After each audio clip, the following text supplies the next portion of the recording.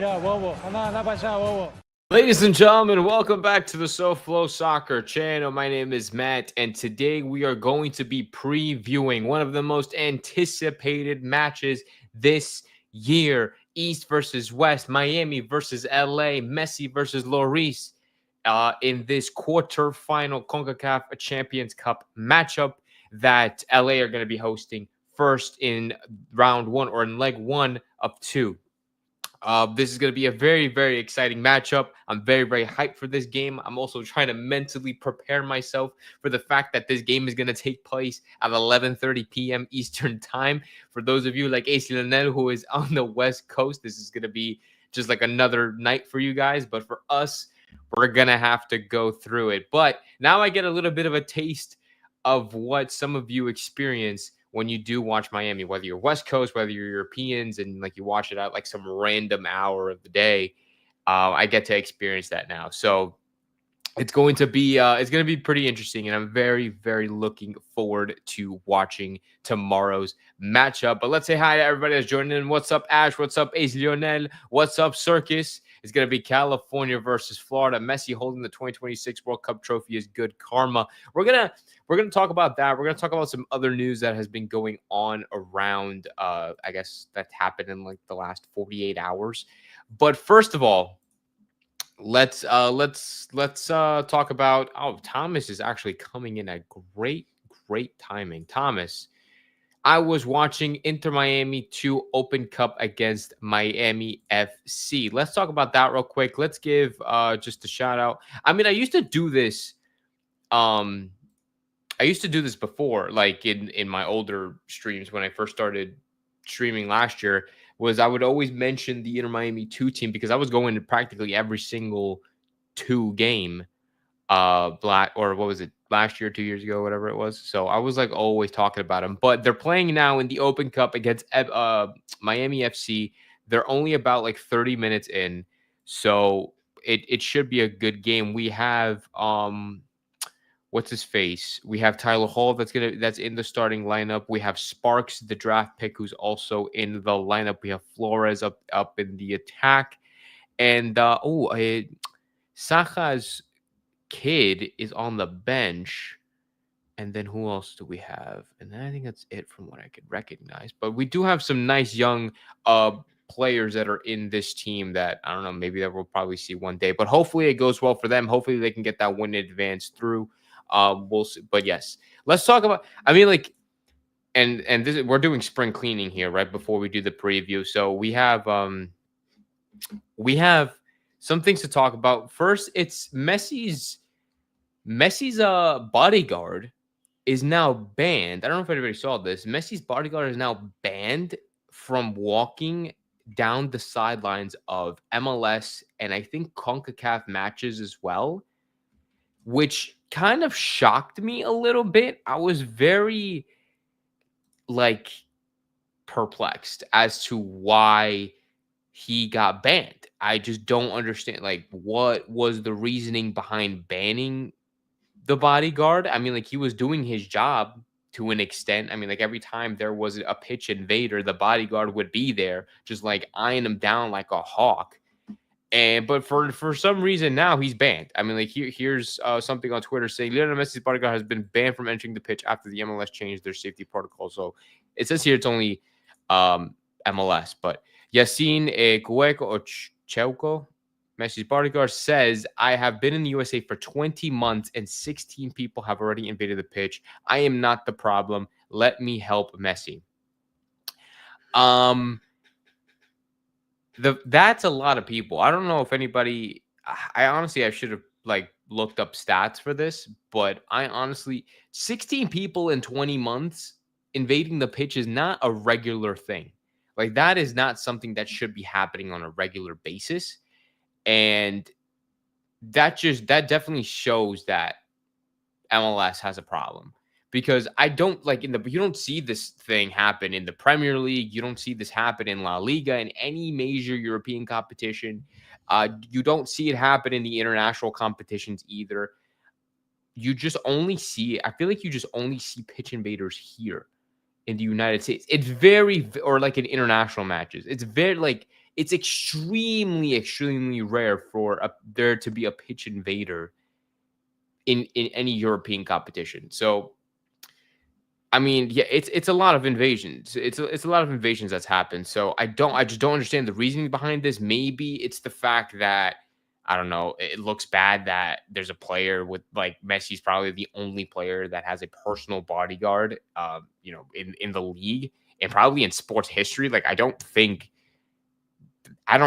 think of the top of my head of any player that has had a personal bodyguard in this manner, the way that Yassine has been Messi's personal bodyguard. So maybe it just doesn't look good on. Maybe it's like a media thing. I don't know. I have like a reputation thing. I have zero clue. I mean, everybody loves Yassine because he's funny. He like looks funny. He's big and like obviously he could literally lay anybody out. He takes his job very seriously and whatever. I don't know. I just found that interesting and just wanted to mention it.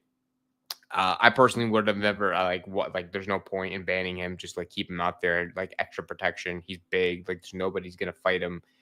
Yeah. I don't know. I have no idea. I really wish they said as to why they banned him.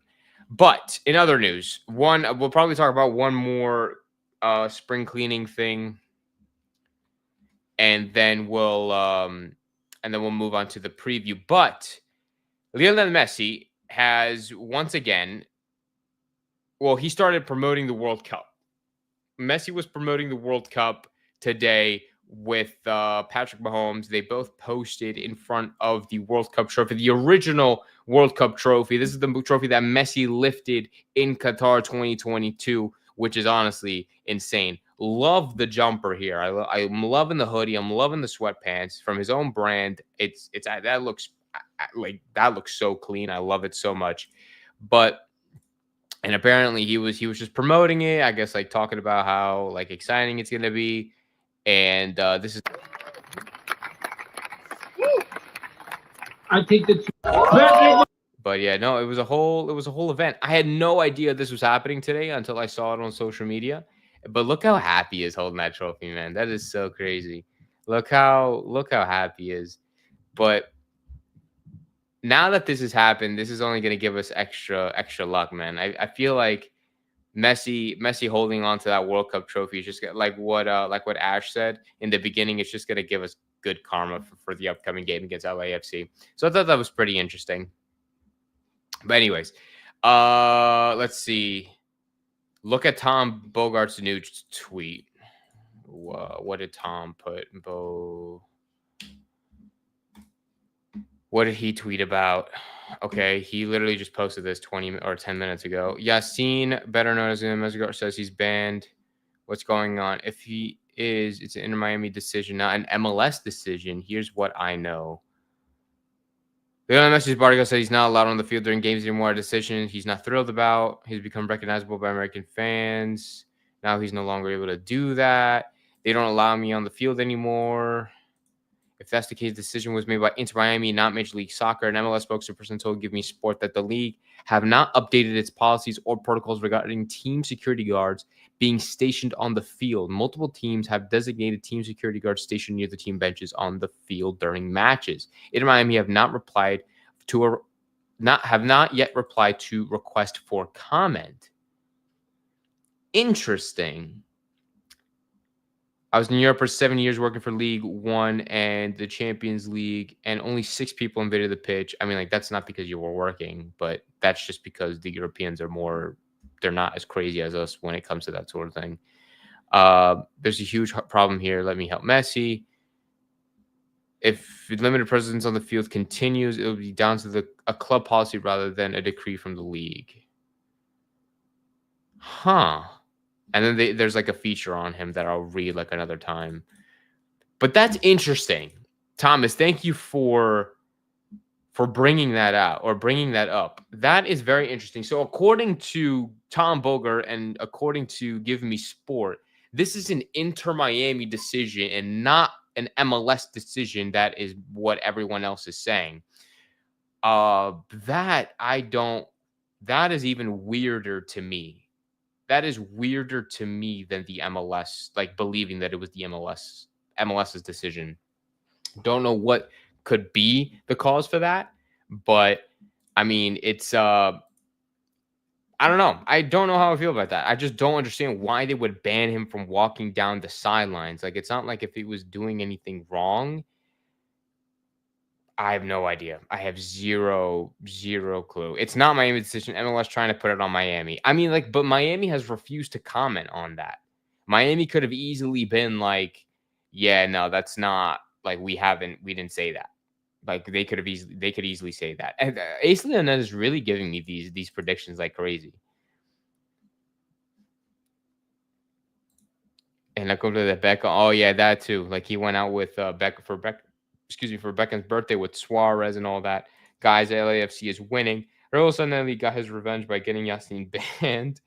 Oh, speaking of um new what is it, head personnel or whatever, like they have like we got like a new fucking like president or something. I forget like what his title was, but we got like what is it? We got like a new like you guys know what I'm talking about? I have no idea. Like it was a new something. It was who was it? It was a new, I can't remember. Honestly, I'm trying to look it up. It was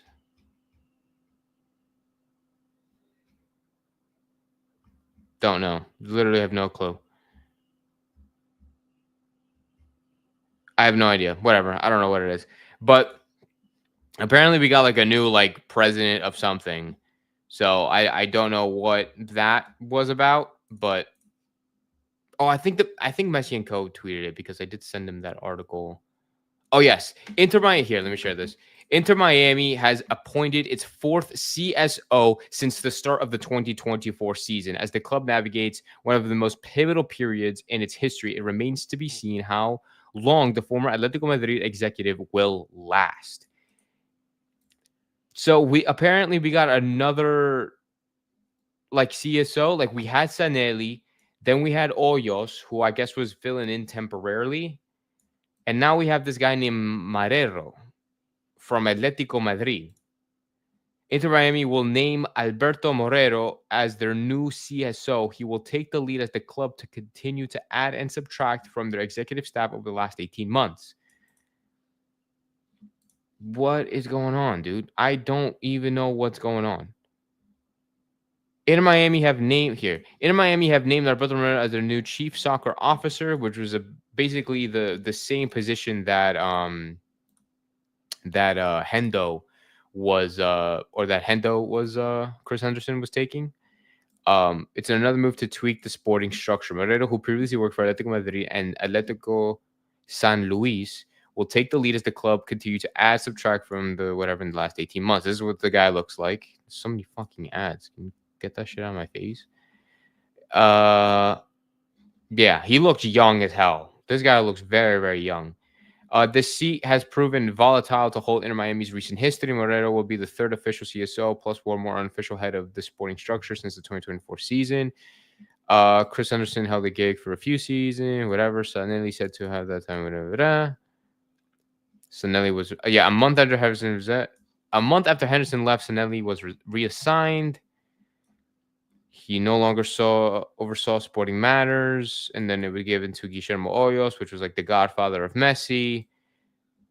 And then my footballing dad, whatever. And that's really much it. No matter what changes, the club has been hugely successful. Yeah. So there's not really much on this guy. So I'll probably come back to this in like another stream, or I'll probably do like a very short video about it if it's something really, really interesting. But as of right now, it's like, what the hell? We're changing CSOs like it's nobody's business. So it's kind of crazy. It's April 1st, Matt. Well, yeah, but that's not like an April Fool's thing. That's like a legitimate article. That happened before today. Or no, was it before today? I think it came out yesterday, the news. So no, it's not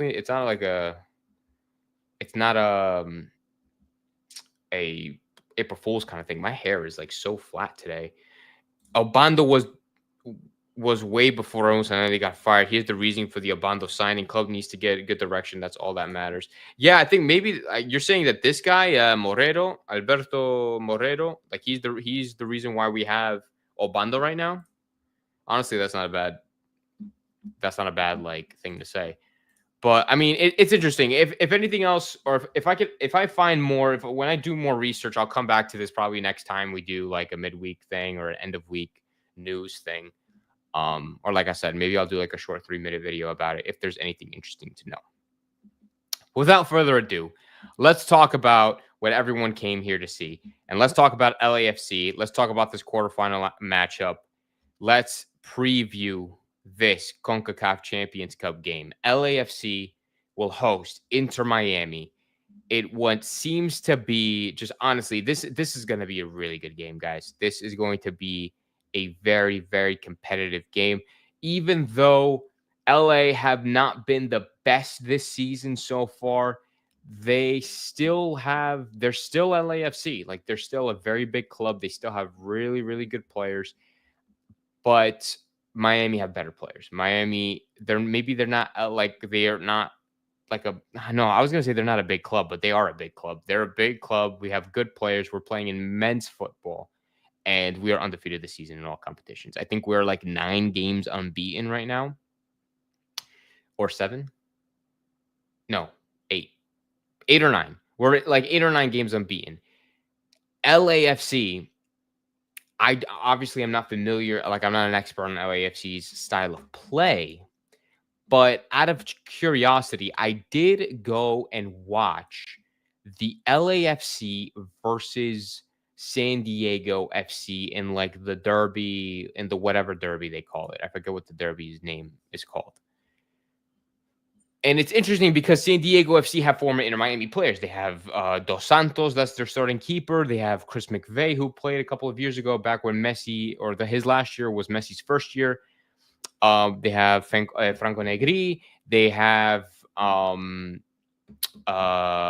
think that's it in terms of Inter Miami players. But they have Luca de la Torre, who played for Celta Vigo in Spain. They have really, really good players, and they have like a good coach in Mikey Varas. He has international, or he was the coach for the U20s men's national team for USA. So we had some coaching experience there, some pretty good coaching experience there. Obviously, they have Chucky Lozano, who didn't play until like the 70th minute in that game. And they still won 3-2. I'm going to show you guys what this looks like. But this is the game that I saw, and LAFC played absolutely horrendous in this game, at least for like the opening 45 minutes. And I don't know what made them click. I don't know what kind of sparked something in them. But they conceded 3 goals in 20 minutes, and then they proceeded to score 2 in injury time in the first half. So we saw 5 goals in the first half, and they just didn't play well. I didn't understand why. The first one was a golazo from I think it was McVeigh. It was McVeigh, and then all of the goals were really good. All of the goals were really, really pulled together. LAFC's goals were also just golazos. LAFC have Under, who is a very, very good player. This guy's 27 years old, and he played in Europe last year. He's a Turkish international. He played for Fenerbahce. I believe he played in Italy as well for Roma.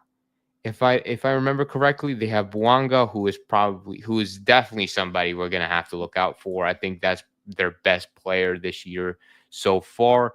Morales, I believe, is doing okay. They have Valencia, who played in Barcelona way back when. Obviously, they have Hugo Lloris. They have Giroud, but they didn't play. They have Maxime Chanel, who played in NYCFC a while back. They have Yaboa. Giroud is injured. Okay, Giroud is injured, apparently, according to the Sofa whatever. This is the first time using this app, right? Like ever since that last live stream. So just kind of be patient with me. But yeah, they have a good team. LAFC had a good team, but it surprised me how weird that they played. They looked very off in that game. Lloris had a terrible game. I don't think that's how he normally plays, right? I'm not I'm not going to sit here and be like, oh, they're ass. They lost against San Diego. But it just surprised me how poor they looked in front of San Diego. And San Diego have been doing really well in the league this year. They're in third place now after 6 games played with 11 points, just 1 behind Austin, who are in second, 2 behind Vancouver, who are in first. And LAFC are down in 8th position, 9 points out of 6 games. It's not good. I hope the team manage the time difference. Yeah, I think it should be fine, because it's going to be earlier there. So I don't think they'll feel too tired, especially if they sleep for the majority of the day. I don't think they're going to be fine. LAFC play like Atletico Madrid. If that's it doesn't seem that way though. Like, I feel like they're not able to execute as well. Obviously not as well as Atletico Madrid, but because Atletico Madrid, they play very defensive football. They play pressing, high press style, and they rely on like quick players who can run for 90 minutes. I don't think like that's this LA team, or at least that's not the LA team that I saw. Maybe they are that type of team, and if that's the case, then I feel like Inter Miami will still have an amazing chance of getting a result out of this game, even in LA, because of the fact that, yes, LAFC have great players, and let's just say they do play like Atletico Madrid. We have an incredible offense. We have players that can run for 90 minutes now. It's not like we don't have like players who can't run. We have players who can run. We have Fafa, we have Robert Taylor, we have Benja Cremachi, we have Bright, we have Bushi, we have Jordi Alba, who runs for 90 minutes. We have Ian Frey. Like, we have a lot of guys. We have a lot of guys. Be ready. LAFC will sit back and wait. So, I mean, will they hit us on the counter? Is that what you're trying to? So, are they going to hit us on the counter if we try to pressure, and then just boom, hit us on that counter? Because if that's the case, if we start Maxi Falcon and even have like Aviles or Noah Allen back there, I'll feel safe. I'll feel perfectly safe. Parking the bus is perfect against high pressing teams. It's not great at maintaining possession. I feel like that's something that we want, though, is possession based, is being in control of the ball. I don't think, or maybe, okay, if you want to park the bus, if we're playing against an LAFC team that will park the bus, then we need to allow them, in my opinion. This is me with no coaching experience, very little ball knowledge, right? But in my opinion, if we're going to sit back and park the bus the entire time, I'd rather give them the ball and then we react to them. Because I feel like giving them the ball, it will force them to press, like it'll force them to push forward, which could potentially leave them vulnerable in the back. I don't know how dumb I sound right now, but I feel like that would be the play. Because if they're just going to, now, the worst case scenario with that situation is that you give them the ball too long and then they end up scoring, and now it's like they're just going to park the bus until the end of the game. That's another thing. We just can't let that happen. But I don't know. I feel like if they're just the type of team to sit back and park the bus, we can just let them have the ball for like a little bit of time, let them push all the way up to us, and then we'll hit them on the counterattack. We just kind of play reverse psychology on that. That, or we just press intensely until they can't handle it anymore, and then we score 3 goals and just call it a day. I honestly really love, and I'm very excited to see the one-on-one of Messi versus Lloris. I'm like so looking forward to seeing that. Like, it's going to be World Cup final all over again. And I think that Messi is really, really going to come for Lloris again.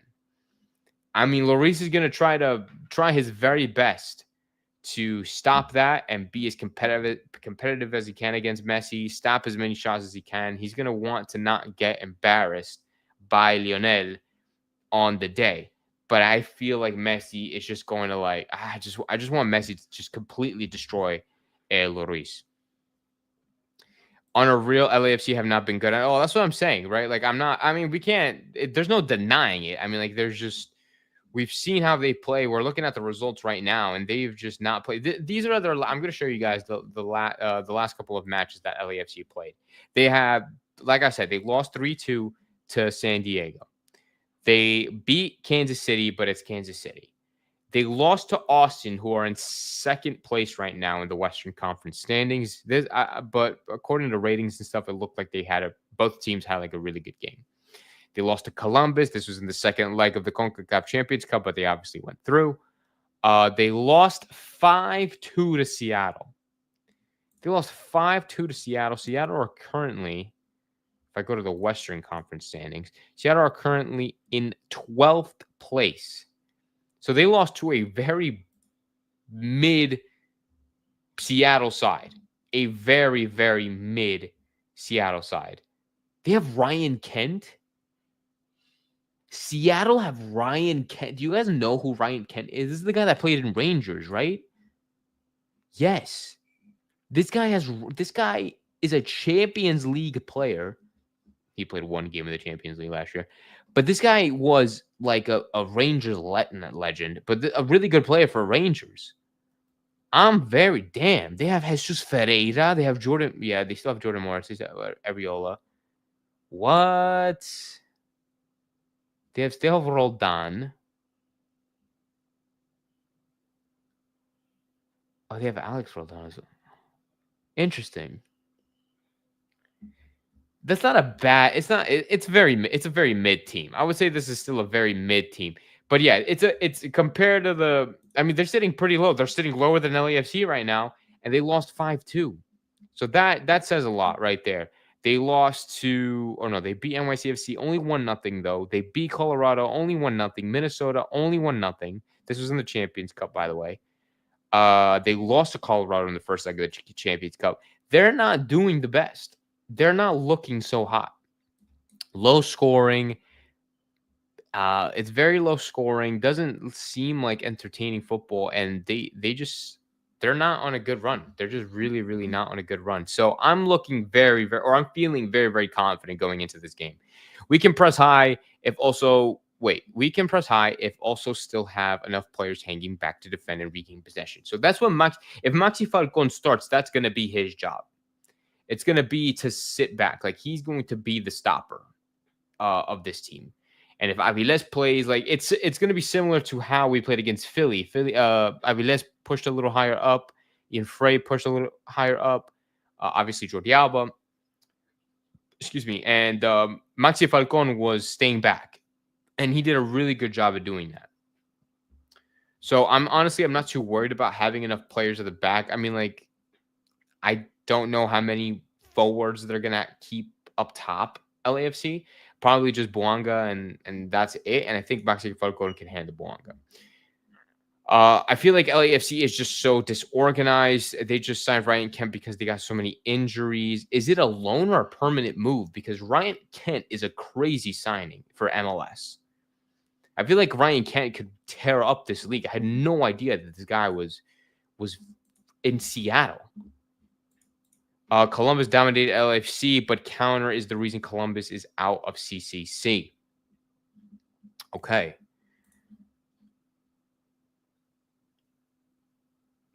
If Drake is in net, anything can happen. 1 year Kent deal. Interesting. So you're saying, okay, so Soccer Daddy said that Columbus dominated LAFC, but the counter attack was the reason Columbus is out of CCC. And I think, honestly, that's how LAFC scored the 2 goals against San Diego, was from a counter or some portion of a counter, some portion of a buildup like that.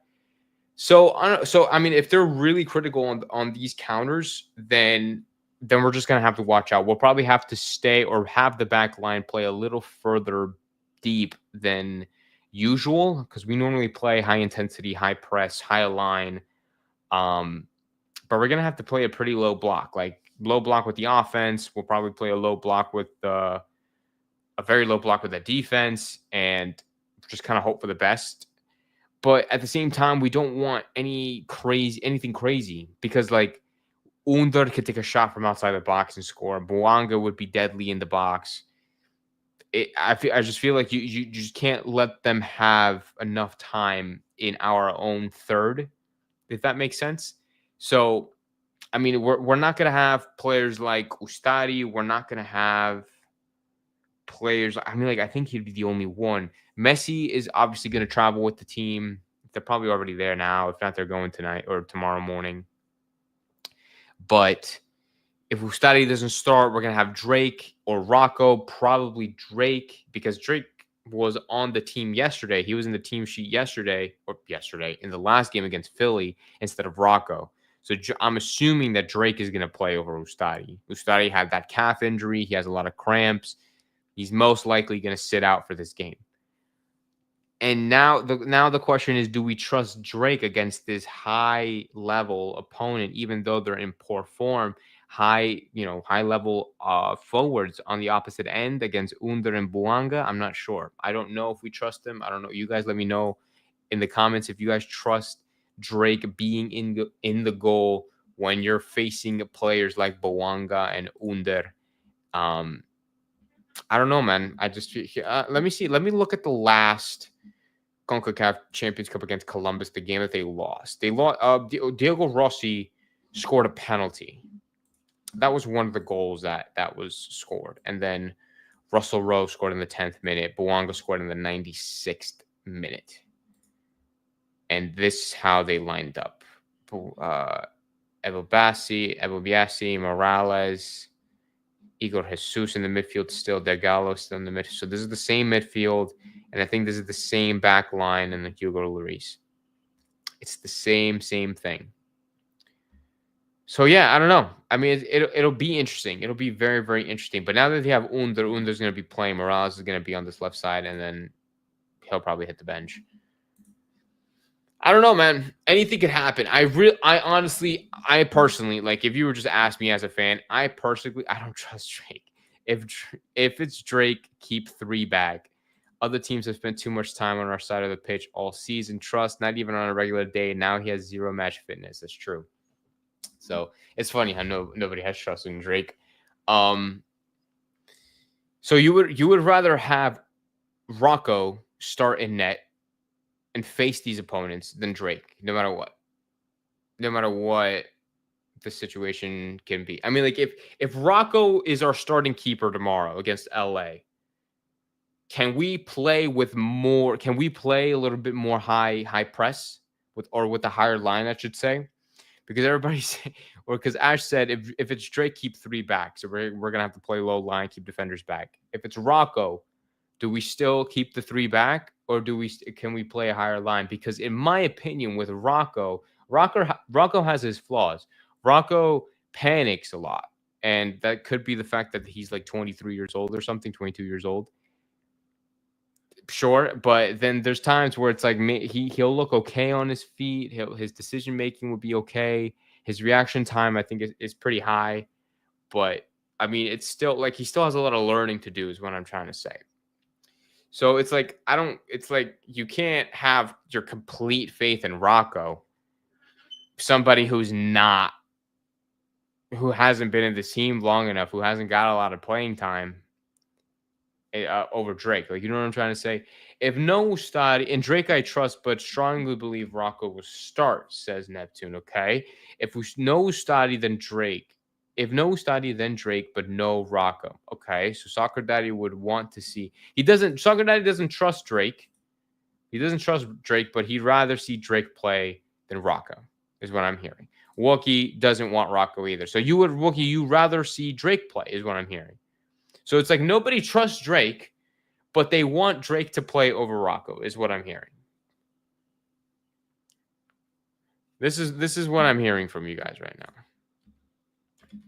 Thomas says, look at Jar 21 tweets. Mascherano talk to the media. Is that like a recent tweet? Jose Armando. Oh yeah, I know Jose Armando. Here, yeah, let's read his tweets because they're all in Spanish. And let me see if I could just translate it for you guys. Javier Mascherano sobre el viaje con mayor anticipación. Queríamos una noche más de adaptación. Era lo mejor. Es importante estar junto como grupo y compartir como equipo con todo el staff. Hashtag, we can translate the post so you guys don't have to Yeah, we wanted one more night of adaptation. It was the best option. It's more important to be together as a group and share as a team with the entire staff. Okay. I mean, what does that have to do with? Oh, Hugo Lloris sobre Messi.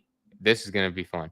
I don't think we'll ever see another player of that caliber. He can make a difference at any moment. I'm proud to be part of his generation. He's given so much to football and have a lot of respect for him. He's also going to get fucking destroyed by Messi tomorrow. So it's like that. Let's see. Anything else? Sabemos que estamos en una instancia importante de la competición para un club como Inter Miami, como tan corto tiempo sería dar un paso importante, no sirve nada adelantarse. Okay, this is the tweet. Hold on. Javier Mascherano says, Oscar Ustari está bien, pero no voy a decir quién va a jugar mañana. So he's saying that Oscar Ustari is fine, but he's still not going to reveal who's going to be the starting keeper tomorrow. That Ustadi traveled apparently. I didn't. Where did you see that? I didn't see Ustadi would travel.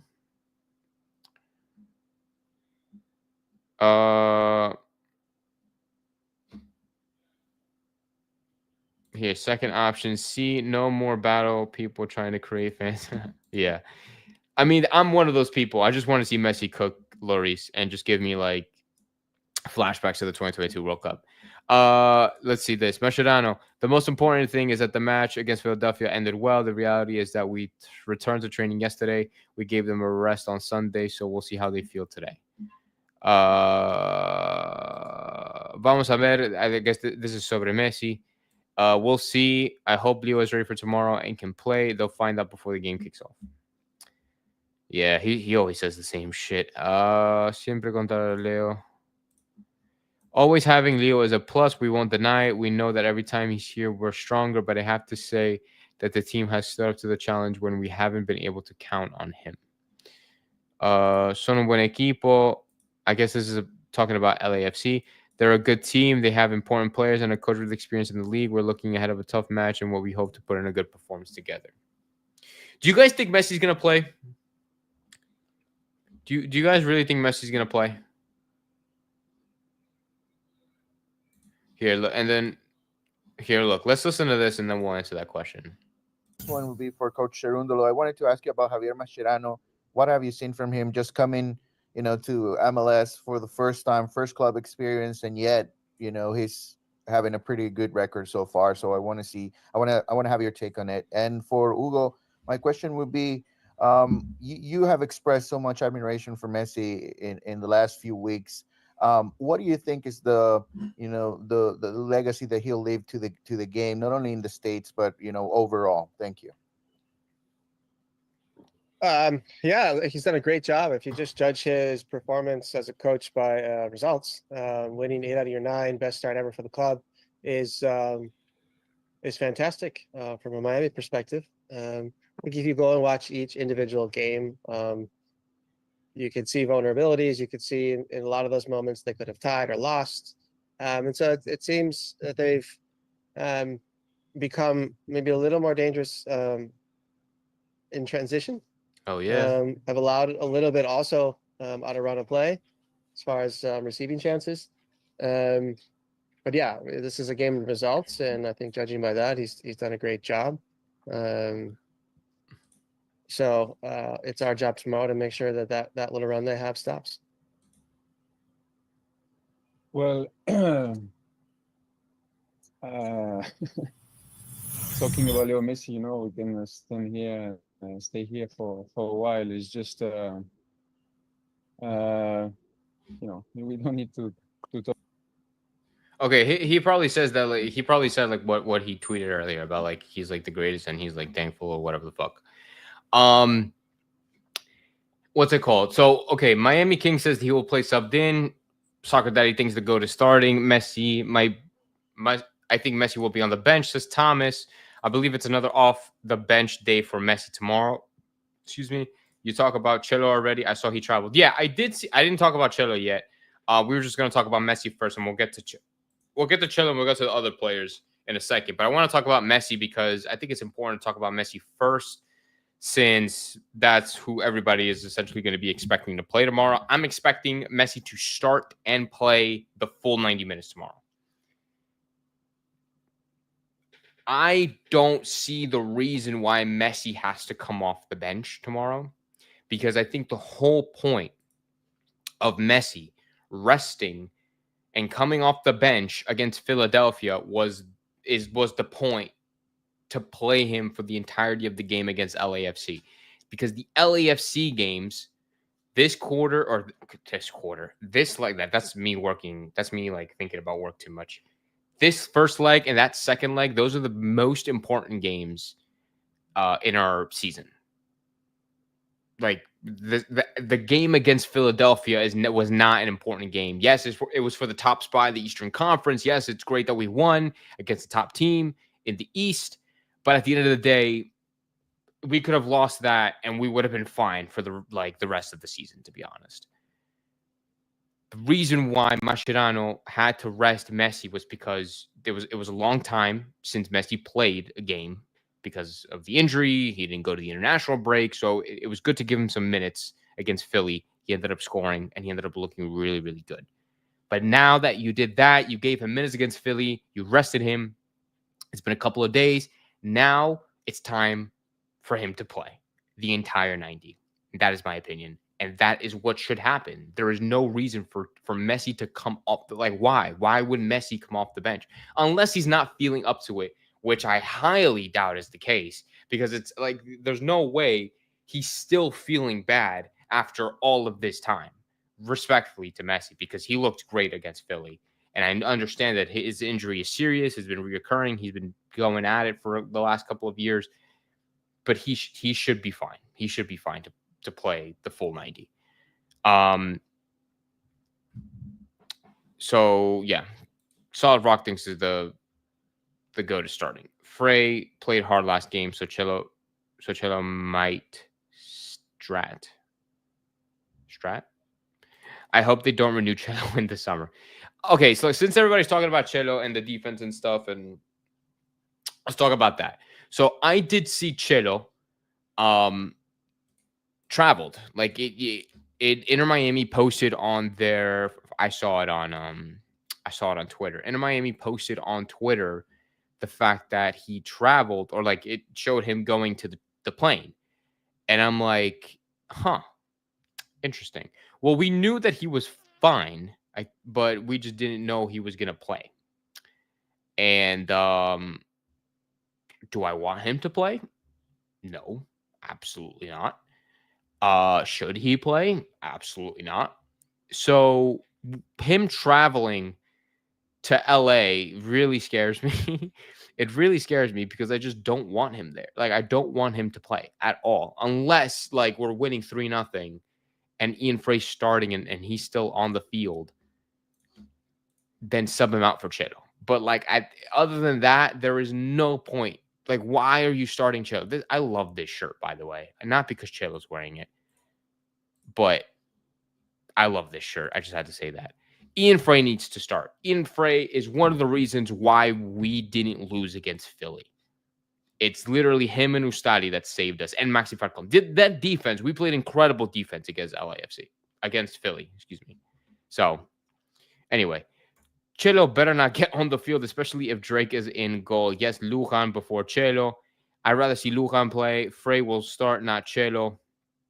Miami King doesn't hope that, or Miami King hopes that Messi doesn't play the whole 90 minutes. No, Lujan will start. I hope they don't renew Chelo in the summer. Hit the like button, guys. Yes, guys.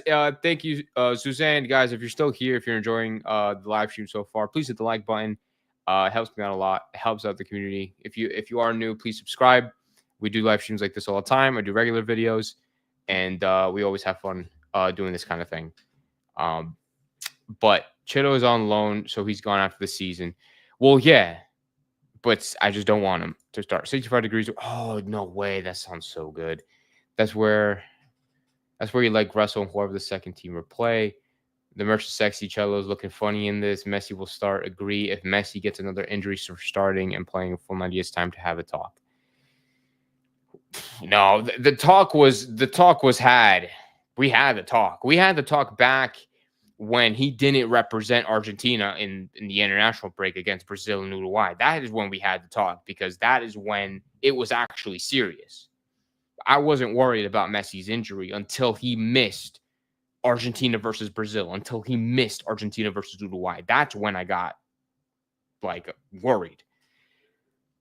If he gets injured tomorrow, knock on wood, I mean, yeah, I mean, like, but that's part of the rotation that Messi has been on for a while now. It's happened last year as well. Like, we would see Messi play for a couple games, then he'll get injured, then he'll be benched for 2 weeks, then he'll go to international duty, then he'll come back, he'll fucking ball out, injured, 2 weeks, international duty, whatever. And last year they had the Copa America, imagine. So he was taking even more breaks when there were like when the international or when the national team would have to call him up. He would take more breaks so he would go rep the national team.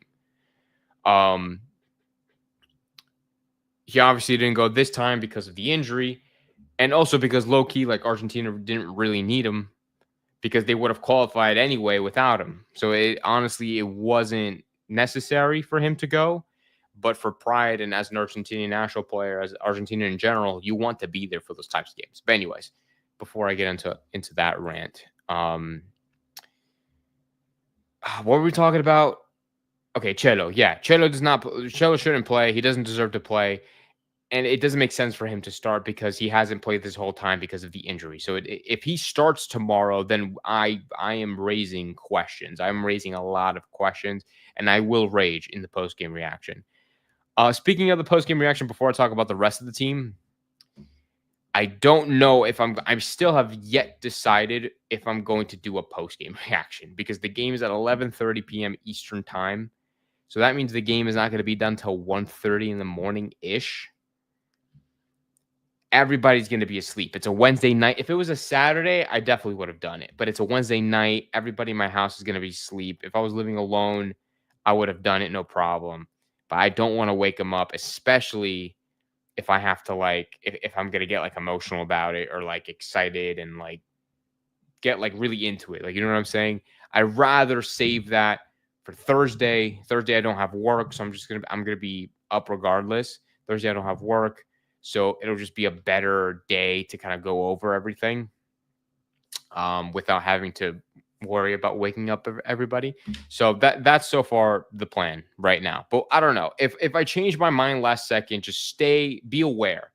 Because, like, if it's 1:30 in the morning and I'm like, dude, I have to talk about this for like 10 minutes, 15 minutes. Because, like, if I do go live, it'll be for like 15 minutes max. Just be ready. If I do decide to go live, I'll let you guys know. I'll tweet it. I'll put it on YouTube. I'll do something. Make sure to follow my Twitter to keep up to date with that stuff. And follow me and follow the turn on the notification bell because I post a community post in the community tab. That's essentially how I let you guys know what's going on. If we win, do it for 20 minutes so we can all. Okay, yeah, no. If we win, sure, we'll do it longer. If we lose, we won't talk about it. Don't worry, Matt. We'll cover you. I would choose a solid Rock over Chelo. I think I choose Rocco, like quite literally Rocco over Chelo at right back. I'll be awake for sure. Well, yeah, because it's gonna be like 10 o'clock for you, like 10 o'clock p.m. Like that's so easy. Away goals is a must. Away goals is definitely necessary.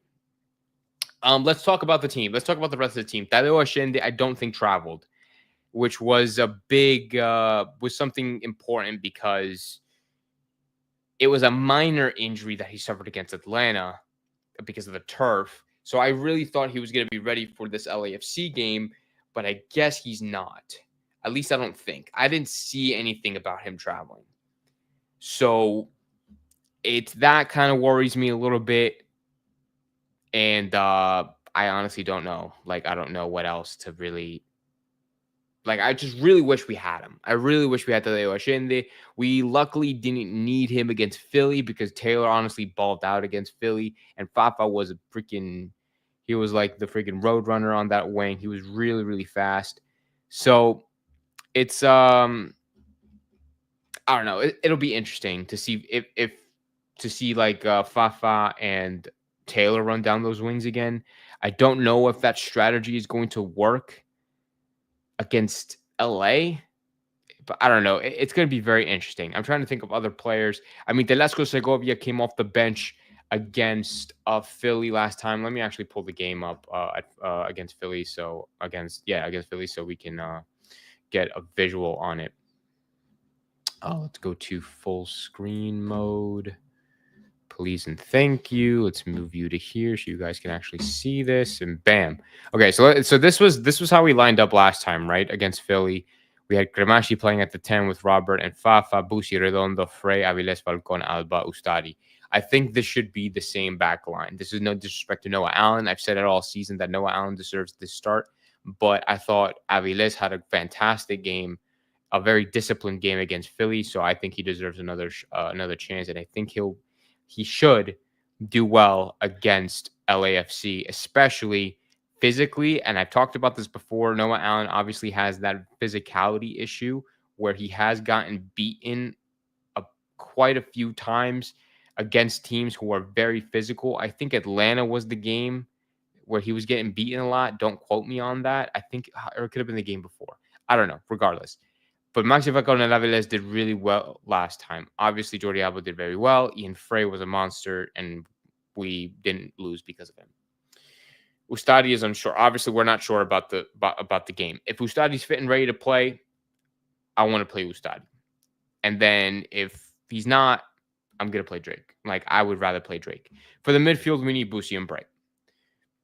There's like zero question to this. I like, if you still think Redondo deserves a starting spot in this team, you need to watch the entire preseason. You need to watch all the games that we played again, all 8-9 games that we've played so far this year. You need to watch them all over again tonight, because it's just not going to happen.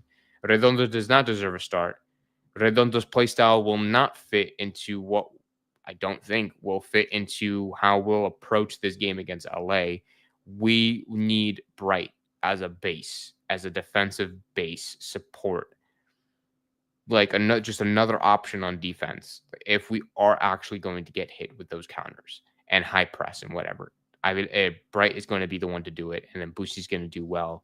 Kind of just like they're gonna, these three guys right here are gonna work very well with each other, as we've seen in the past. Before I continue, let's see what you guys have to say. Turf Monster. Segovia starts instead of Taylor for Fafa, then Fafa for Ashende. I don't think Ashende's traveling, though. I didn't see anything on Ashende. I didn't hear an update at all about him. I don't know if any of you have gotten or seen an update on him that I haven't, but I have yet to receive an update on Ashende, and I don't think he traveled with the team to LA. Hope Ashende will be available for the second leg. I hope so, too. Bright has to start. Just watch Baltasar highlights. A baller can't start fast enough. Unfortunately, we're not going to have Baltasar or Obando for, I don't know, maybe another week or two. Because of the visas and the work permit, they're not going to be available for tomorrow, and they're not going to be there. I don't think they'll be available for Sunday either. These visas have been taking so long to process. But Obando's with the team. I've yet to see Baltasar with the team. But Obando is in the camp, and he's doing the training. He's doing like off-site or whatever individual, like unofficial training is what he's doing. Redondo going further down the list. Once Baltasar's visas gets done, absolutely agree. I think Messi will play part of the game. I don't think he will travel away from his family if they're planning on to play him some. I'm in LA and going to the game, so. Hey, look, listen, for your sake, I hope that Messi plays the full 90 minutes. I think he will. I think he'll start and play the full 90 minutes. If he doesn't, that is a massive disappointment to everybody, even to us at home, because that is, like I said before, that's the reason why he played that. That's why he had a little bit of minutes against Philly, to give him to get the sharpness back after 2 weeks of not playing a game. So he has to start. Messi, we need to play Messi in these types of games, not the regular season games against Philly. Like that's the regular season games against like Philly or Toronto or whatever. those are the games that Messi needs to play to get his sharpness up. So then he could be ready for the games in CONCACAF Champions Cup against LAFC, against the Monterrey, or against the whoever. You know what I'm trying to say? These are the important games because it's a win or go home situation, not like the MLS where it's like you can win or you could lose for the next 3 months and then you'll still make it to playoffs at the end of the day. So you know what I'm trying to say? But anyway, so going back, I want to go back to one of the other comments that I said or that I saw that said Taylor's going to sit out, and it said Velasco's going to play. I agree. Even though Taylor had a really, really good game, I think Baltasar, honestly, no, hold on, pause. I think, you know what I think is going to happen? Look, it'll surprise me a little bit if Robert Taylor doesn't start. It'll surprise me a little bit. And the reason why I say that is because I can see a midfield or an attacking midfield of Robert Taylor, Velasco Segovia, and Fafa Pico, with Suarez and Messi up top. I can see that happening. I could see that as a possibility. That Benja will hit the bench. I thought Benja played well, and that was probably the best that we've seen Benja play since he's been moved to right mid. But that's the thing. And that's why I see the possibility of a Robert Taylor, Velasco Segovia, and Fafa Pico in the attacking mids. Because Cremashi has been so mid, average at playing right mid, that I think that just might as well play Robert Taylor and Fafa Pico, who have been phenomenal on those wings. And then Velasco Segovia, who's been on fire for us since he's arrived.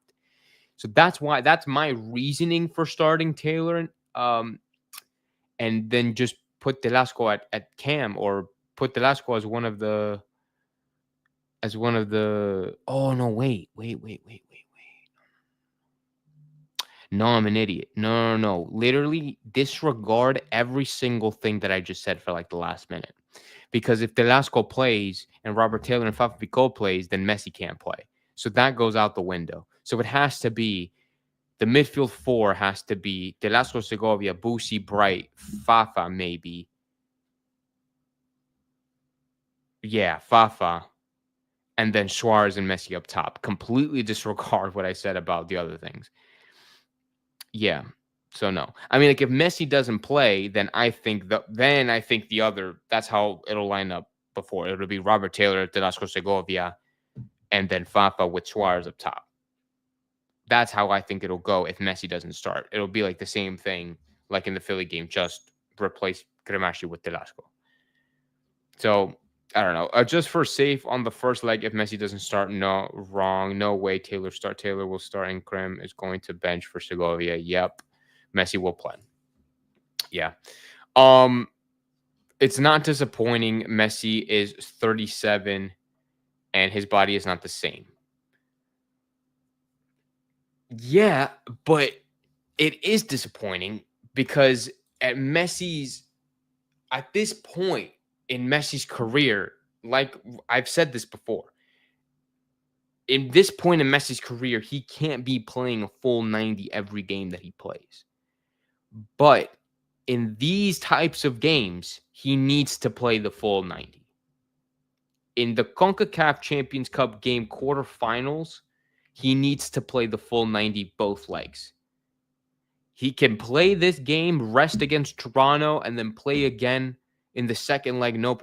That should be the pattern. I could literally could not care less if he doesn't play another regular season game for the rest of the season, as long as he's playing 90 minutes for these competitions and we're actually winning.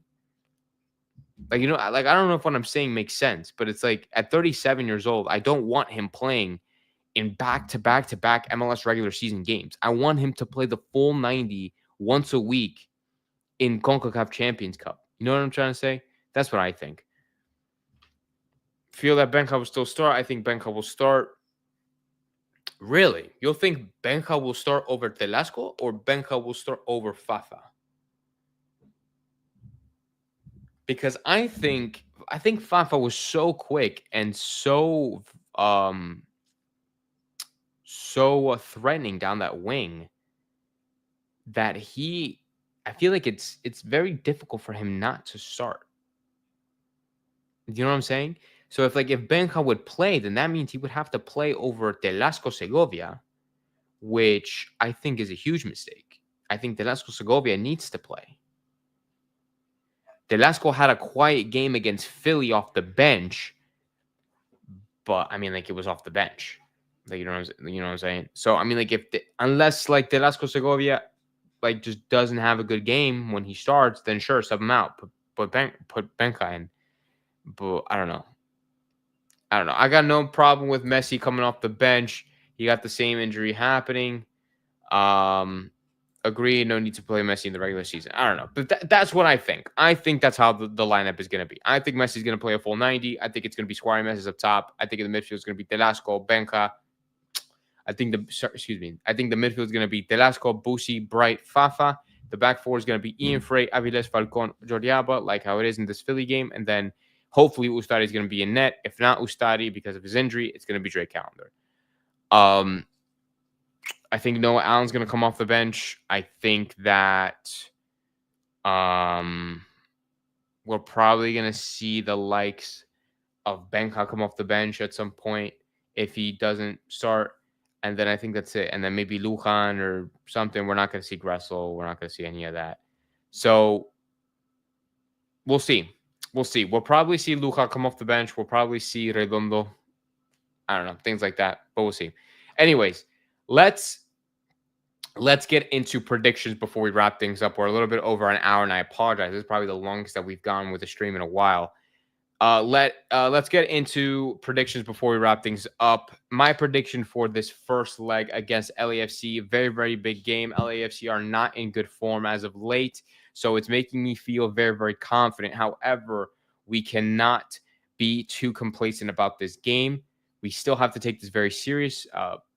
Just despite the fact that they're not in good form and they haven't been winning a lot of games recently. I just still think we're going to win, though. I think we're going to be dominant. I think we're going to be comfortable. I think that we're going to go to LA and just make it our house. I mean, we beat them the last time we played them, and I think we're going to beat them again.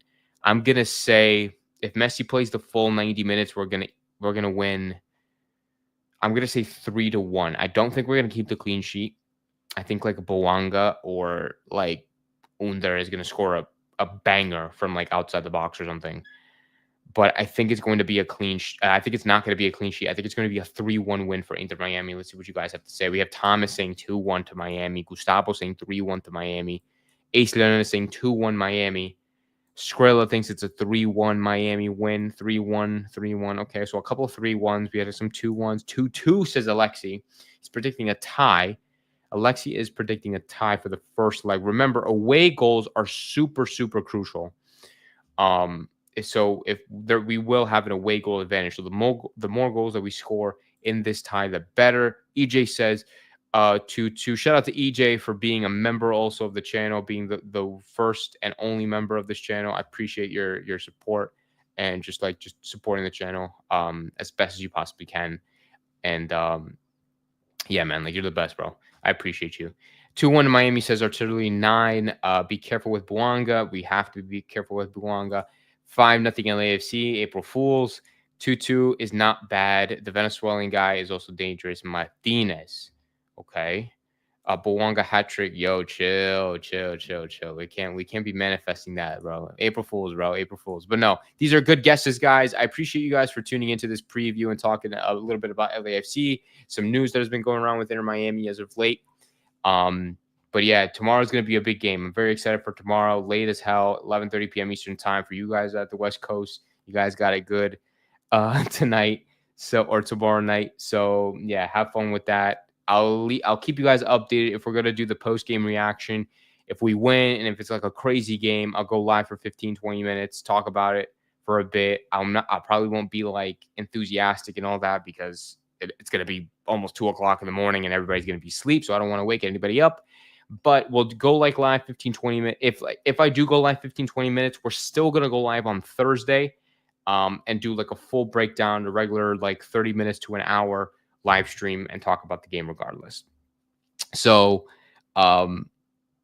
yeah, I mean, like how can I support this channel? I mean, like just watching you guys being here, liking, subscribing, sharing with your friends is a lot of help or a lot of support already. If you guys want to go the extra mile, donations are available down there. There'll be like a little dollar sign where the like button is or the subscribe button is. You can donate $1 to the stream, or to me to improve the streams, to keep, you know, all the subscriptions going, to pay for my equipment that I use, my camera, my mic, things like that.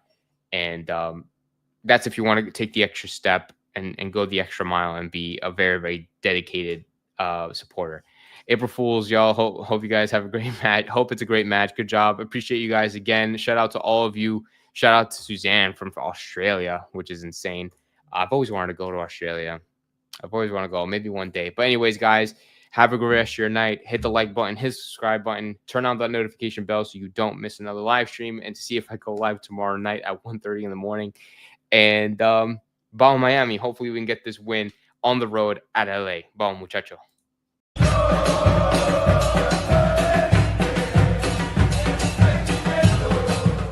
¿Qué mira, bobo? Anda para allá, bobo.